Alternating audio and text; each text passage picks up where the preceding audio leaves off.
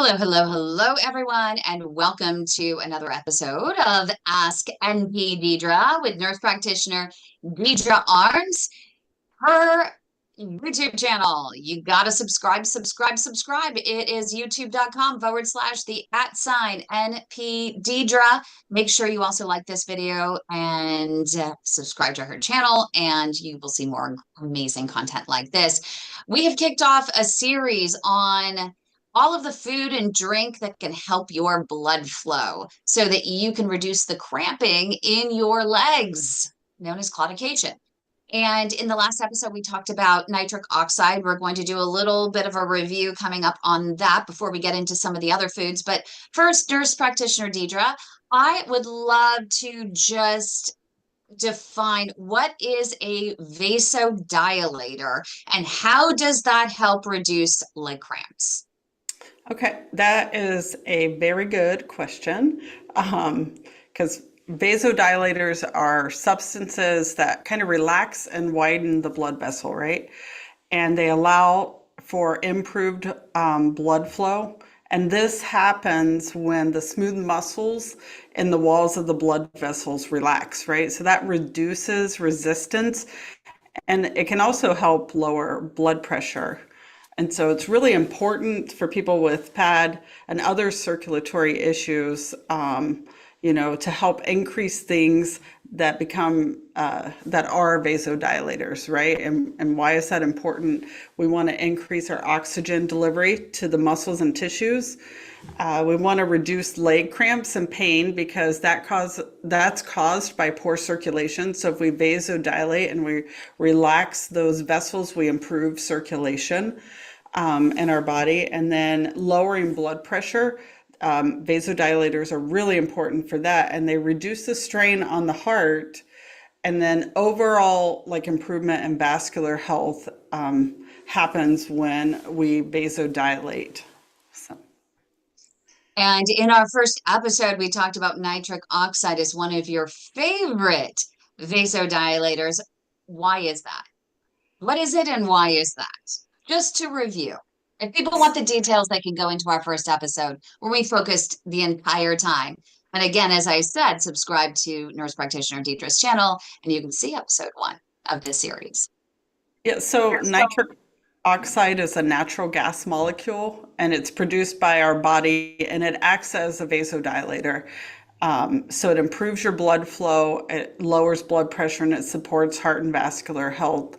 But it's important because it helps enhance your circulation, right? It allows that blood to flow more freely. It reduces the strain on the heart that way. Anything we can do to lower blood pressure by dilating arteries and reducing the resistance there, making that more flexible. And it helps prevent plaque buildup, right? It keeps the arteries flexible as well. So those are some of the important things with nitric oxide. And even in our last issue, we talked a little bit about how it increases oxygen and nutrient delivery to muscles, so it can really boost your exercise performance. Oh, we like to hear that. Yeah. The further you can walk, the faster you can walk, the better to improve the claudication in your legs, improve that blood flow. It's really good for you. Okay, so there is a drug that helps with this. It's called cilostazol. It's considered a vasodilator and it's prescription strength. And it works in 30% of people. And when it works, really, really works. But the problem is that 70% of people that it doesn't work in and the hefty side effects. And so these natural methods, these natural foods and drink and things like that, while they're not prescription strength, could stand to help improve the claudication, help to dilate those vessels, make them more flexible and adaptable, right? To more blood flow going through.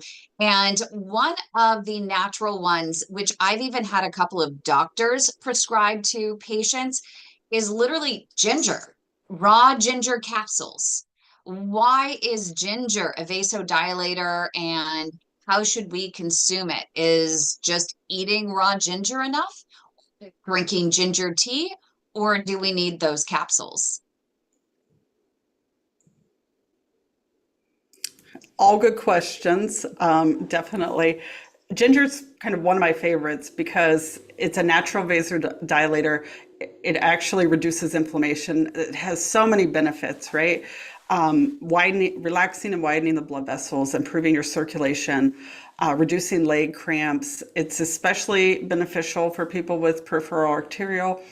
But ginger improves blood flow by increasing nitric oxide production, right? It stimulates the body's natural nitric oxide production, and that dilates the vessels, improves the circulation. Ginger contains gingerol. It's a compound that reduces inflammation. It's like it reduces those inflammatory markers that contribute to that stiffness of the arteries as well. So it's great for reducing inflammation. And it acts as a natural blood thinner, right? It can slightly reduce blood clotting. It helps blood flow more easily through those narrowed arteries that we might see. And it has huge antioxidant properties. So it helps reduce oxidative stress, which oxidative stress is linked to poor circulation and arterial plaque buildup. And so the best use of ginger really is what you'll actually consume, is how I say it. But the pill form, we're looking at about 2 grams a day if we're doing a supplement. But ginger teas, you can steep ginger that way, slice it in hot water. But that's a healthy, quick drink. We can add it in. I know personally, I like to take about a 1-inch piece of ginger and put it into a juice. I love to juice ginger with like turmeric and carrot and lemon, and I like to make what's called a lemon drop. I think it tastes good, but it's packed full of anti-inflammatory properties as well. Some people like to, food is medicine, so we like to add it onto foods and consume it that way. That's a really good way to reduce the supplementing that we're doing, but also the burden of how much it costs to even supplement as well. So if we can incorporate it into our diet, that's really a great way to do things. And before you take any capsules, it's really important that you do check with your healthcare team. This series is for educational, informational purposes only. Do not act on any information or advice offered here without the explicit consent of your own healthcare team that knows you best. It's really important that you do ask your healthcare provider to refer you to a dietitian or nutritionist that can look through your medical records and determine the best supplementation for your presentation of disease. So with that being said, what are some of your other favorite vasodilators, natural vasodilators? Okay, well, top healthy foods for those blood vessels, would be your quinoa, your ginger, your fatty fishes, your beets, your leafy greens. Those are all really great for blood vessel, especially like thinning the blood, reducing inflammation, widening blood vessels. Beets are really great with that. We talked a lot about that last week. And then your leafy greens, they help to improve circulation and reduce the stiffness of the arteries. So those are a lot of my favorites. Always most favorite dark chocolate. So because We love that dark chocolate, but we even have Heinz who's here in our live studio audience who always talks about the other side of dark chocolate. So everything in moderation. Um, I don't know if Heinz wants to share him wants to rain on our parade on this one and share with us the downside of eating chocolate and what to be careful of. But I think it was the metals in the soils or something like that, right, Heinz? Correct. The yeah, arsenic, The cadmium, arsenic. yeah. lead, all that good stuff. Is coffee a vasodilator? That's a good question. I'm not 100% sure. No, I don't know about that one either. That's a good one to double check on. I mean, I know it's loaded with antioxidants, but I was made aware by a top barista that to get the actual benefits from the coffee, it needs to be literally consumed within an hour of grinding. So when you go to the store and you buy the already grounds, coffee beans, Yeah. um, they're not, you're not getting the antioxidant punch as you would if you consume a cup of coffee that was literally freshly ground right then and there. Yeah. We should look into that next week, Heinz. How about that? I'll do some looking into it and see what I find out. Very good. Thank you. Yeah, we know that there are a lot of different fruits. You have the pomegranate, right? You have blueberries, strawberries, watermelon was a surprise to me. Watermelon is actually a vasodilator, and I love that because that's also great for hydration. And it produces nitric oxide. It's a booster. It's a nitric oxide booster along with the citrus fruits. So, yeah, and we're, hopefully going into warmer weather where we hit watermelon's so great, right? Helps with hydration as well. It's one of my favorites. And I also hear so mango is another one, I think, and oranges. Oranges are really important. Those are, I didn't realize that oranges were a vasodilator as well. And oranges or citrus is really important if you're on iron supplements. I was just told by a dietitian that you should always, when you're taking iron supplements, make sure you're taking it with citrus. So oranges have a dual purpose. Is it right? Sorry for jumping in. Hello, Mike. Is it right? Sorry. Is it You're right fine. that citrus fruits, you shouldn't really have citrus fruits if you're on statins, though? I had not heard that. A grapefruit is an issue with so Grapefruit. many different medications. And so we always suggest to make sure to talk to a pharmacist who knows these medications best. They know the contraindications, they knew the interactions, the food interactions. So it's Yeah. really important to double check with the pharmacist and say, hey, but it's typically, I know with my dad, they told us to stay away from grapefruit in particular. Okay. Okay. Thank you for clearing that up. Of course. And Um, garlic's another vasodilator, and I know we can add that to a lot of what we cook and everything, but that's another one to adding those spices and flavor to what we're eating. And what about tart cherry? I I think we went through this before. You can't have the sweet cherries. If it's sweet, it's not going to give you the same effect. You need a specific type of cherry known as a tart cherry. And you can actually buy tart cherry juice. I Yeah. just noticed. Have any of you tried the tart cherry juice? No, I'm a Yeah. little afraid. I'm afraid Well, it's going to give me that pucker. it definitely will. Like, I thought, oh, I'll do a half a cup. I don't know. I thought more is better the first time, and I was like, no, I'm doing like a sip. It's one of those things along the lines when as apple cider vinegar, like you got to prepare yourself for it. It is tart. Oh, goodness. I mean, I would assume that just eating then, I mean, can you just go to the store and say, hey, do you have tart cherries here? I mean, would they even know what they are?